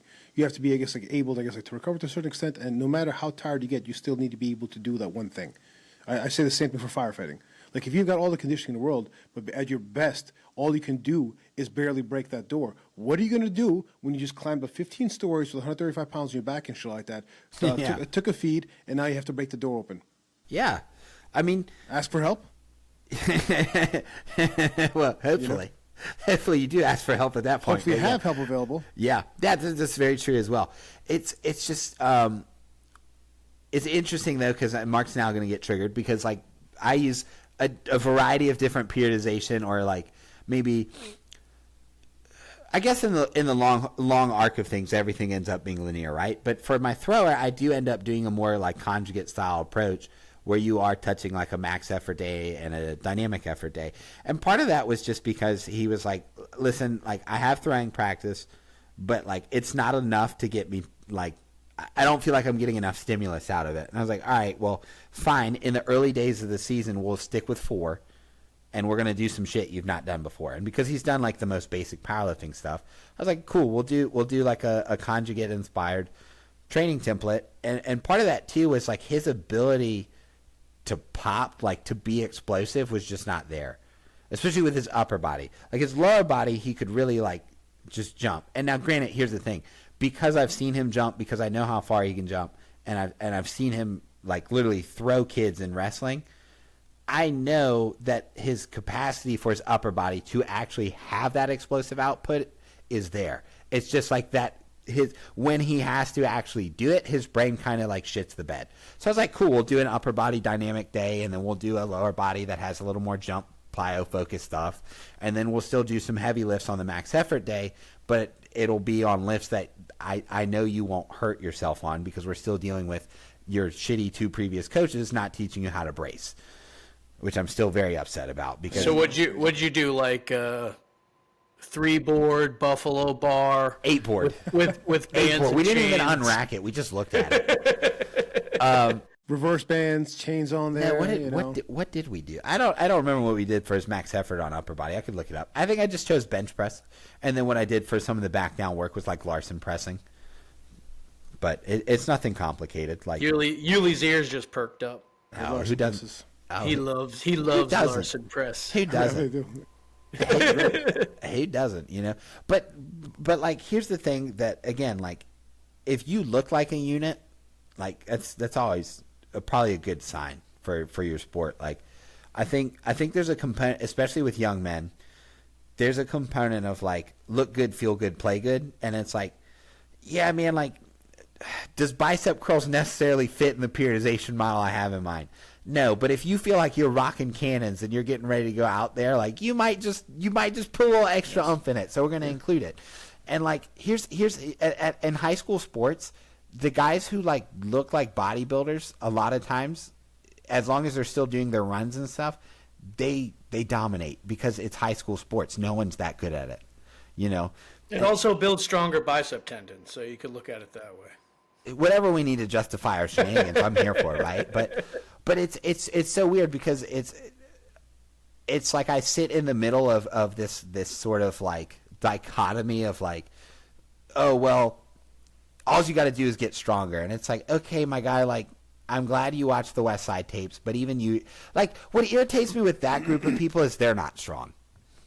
Like, yes. You, like, because they keep talking in the context of being in gear, on gear, you know. And when you boil it down to like, what would they do if they're like natty and raw and shit like that? It wouldn't be that impressive, you know. No, yeah, but they're just not strong in general. Like, even on that stuff, that's not impressive. And it's like, what are you talking about as a strength coach? Like, it's like you can't even bench like 300 and all you do is strength work. Like, how have you not figured out? I'm sorry, that was not a jab. I promise.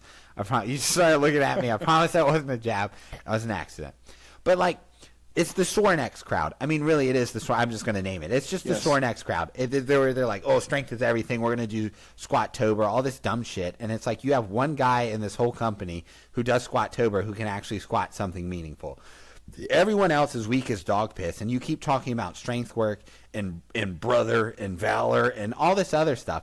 And then the other dichotomy is this like functional fitness shit, and it's like, you guys would get laid out on any contact sport. Like, I don't understand how you don't realize that. But it's like, oh, we have to do the super special stuff and blah blah blah. Like, even the fascist stuff. Like, I'm like, this is like an interesting conceptual framework, but if you're saying it as like, this is the foundation of my strength training for my athletes, I'm looking at you like you're high. Like, what are we talking about? Why are you trying to reinvent the wheel? Like, who's really been that successful and been like meaningful in their sport that's like doing fascia based training? And I mean, that the fascia stuff isn't that interesting either, to be honest. Like, but I mean, when I first heard about it, be honest, Gabe. No, when I first heard about it, I was like, okay, that's an interesting framework to look at it. Not like I personally find it interesting, but like, okay, I don't know how you necessarily came up with that, but it's a different lens. And some people actually still view it from that lens, and I look at their programs, I'm like, this makes sense. This is a good program. But then they start talking about it, and I'm like, stop talking. I liked you before, you know? but like, that's the dichotomy, and it's like, it's not that complicated. Like, you have to be strong and you have to be in shape, and what that looks like is it is dependent on who you have in front of you. So again, it's like, what's the periodization model? I don't know. What's the competitive period like? What's the exercise? Well, what do you do for your sport? But again, also, like, you're 15. I don't care what you do for your sport that much. Like, I care about you being a generally better, stronger human being, because it's only going to facilitate you being better at your sport. Yeah. But again, like, doing high rep volume work is for bodybuilders, not athletes, or some stupid stuff like that. I think basically what it comes down to, those, you just have to basically find out what actually works as a person, and as a sports coach, like, and we're not just talking about powerlifting and strength sports, we're talking about a sports coach, like, you know, like football, tennis, yada yada. you have to be looking at things from a holistic perspective, not just what's happening in the weight room, but also what's actually happening out there. Where's that person's like weakness? Have they been improving there, whatnot? And then you start to get creative and you find processes that can help the person out. That said, there's not a single person who plays a sport, I feel, maybe the exception like in marathon running and that kind of stuff, who's made worse by being stronger. No, even in marathon running, because the argument for marathon running is you have more force production per every step. True. I'm just talking about from the perspective that maybe sometimes strength also is tied into hypertrophy, and having more muscle mass in your legs or in your upper body probably. But yeah, like there's a point of diminishing returns that's very much quicker with marathon running for sure. Yes. Yeah. Yes. Yeah. No, 100%. But again, like I don't think I do anything complex, and I think part of that is just because the more you try to complicate it, the worse it's going to be. Because the other component of that is you still have to have the kids execute it. Of course. And I learned that the hard way. Like when I was at the college in Iowa, like I had great athletes in the sense that like good kids wanted to try hard, but some of them were not great athletes in the sense of like truly athletes, right? And so if I'm trying to do this super complicated like daily undulating periodization VBT, like blah, blah, blah, blah, blah, it's like, what are we doing here? Like they can't squat 95 pounds. Why am I worried about this shit? Like where I would make exceptions to some stuff is like, do I think the squat is probably better for force production than doing like a split squat because the load can be heavier? Yeah, absolutely. But if I'm playing football and I'm getting like hit in the back all the time, it's like, okay, fine, we'll split squat because you don't want to have 600 pounds on your back. And that is fatiguing. Like I know people are like, oh, the lifts aren't that fatiguing. It's like, well, if you squat under 400, I know why you feel that way. But like, when you actually have like other stuff to do and you have real world responsibilities and a sport to do and the training, yeah, no, it is fatiguing. Like we have a girl on the swim team who can hit, and I mean she's not big, like, but she's done like 185 for like 4 reps for sets on a back squat, and she's probably like 130 pounds, and she's a swimmer. It's like, do I need you to be stronger, or do I need you to just like get really good at being explosive off the blocks in your wall pushes? Exactly. And there's I'm not going to keep squatting you. What's the point? Like, it'll be in the program because of the simplicity of it, but we're not going to hang around 90% like a powerlifter would. There's no point. Just Especially the more competent you are in the movement. Yeah. The more skilled you are, the more likely you are to induce fatigue because you can lift loads. You're competent enough to lift loads that are going to, require some strain. And you're just gonna get fatigued as a byproduct of that. I think that's the hardest thing with athletes though, is like teaching them how to actually like have that oomph in the lift, like and just maintain stiffness. And like I talk about it with the kids a lot because early on it can be very demotivating when I'm like, no, hold your back in this position. Like you're not going to progress until you illustrate. And I'll cue it. I won't just be like, fix it, right? Like we'll cue it. We'll find other ways to do it. Like I find something. We get there eventually, right? But it has to be repetitive at a certain point, especially with what their schedule is. Like if you only come in 1 time a week, it's just going to take you longer. It is. If you come in 4 times a week, we can do the same lift 4 times a week because you're not going to be good enough at it to actually accrue any fatigue or even any like DOMs, like because at a certain point, it's just not heavy enough to induce it. I'm gonna be real with you. DOMs, baby. Yeah, but it's like I don't care. You're sore. Okay, welcome to training. I know. I'm not saying that's like an issue. I'm just saying. But like to a debilitating sense, you know what I mean? Whereas like if I squat it 4 times a week, I think I'd be pretty damn sore. Where for some of them, it's like this is a 15-pound dumbbell. You'll be a little bit sore, but it's really not gonna. Yeah, but also if they're undertrained and it's a novel stimulus, like that's true, but for a lot of them they're in really good shape to begin with, so it's not going to be this problem that's consistently like it resolves itself much quicker than it would for someone like me. You know what I mean? Fair enough. I hear you. Like at some point in time, absolute load itself becomes your reference point, as opposed to being relative and so on and so forth. When a person starts squatting like 700, 800 pounds, maybe squatting 3 times a week becomes like a non-possibility. Yeah. You know what I mean? That's fair. So things like that. But I think this is I'm sorry. You was like, I'm tired. I'm hungry. You're good. You can end it. You can end it. It's fine. I'm getting hungry as well. I have my wife sending me texts over here like through the fucking roof right now. Talk about Yeah. Let's end it. Let's not blame your wife. Okay. It's not me, guys. My wife. No, it's not me. It is my wife. I'm shit scared. No, right that's now. fair. We've been on this call for almost 2 hours. So yeah, it's been a bit. Yeah, For sure. Next time I'll have a little more information presented to you because I got some cool ideas I'm going to try with the kids here soon. So hopefully I'll have a status report for you on how it's turned out. So, Hell yeah. forward to it. We look forward to hearing it. So again, thank you, Gabe, for joining us. To everybody tuning in, feel free to follow Gabe on Instagram, Swole House Cookie. the one and only, baby. Where else would you like people to reach out to you at? Just show up at my front door and knock. No, don't do that. That's going to end bad for you. I promise. The man literally smells of gun smoke right now. No, just hit me up on Instagram if you have any questions. Like, here's a big thing too. Like, yeah, I'm an online coach. Do I sell coaching? Yeah, 100%. But like, if you just have a question about where to get started or like just basic questions, I'll always do that for free.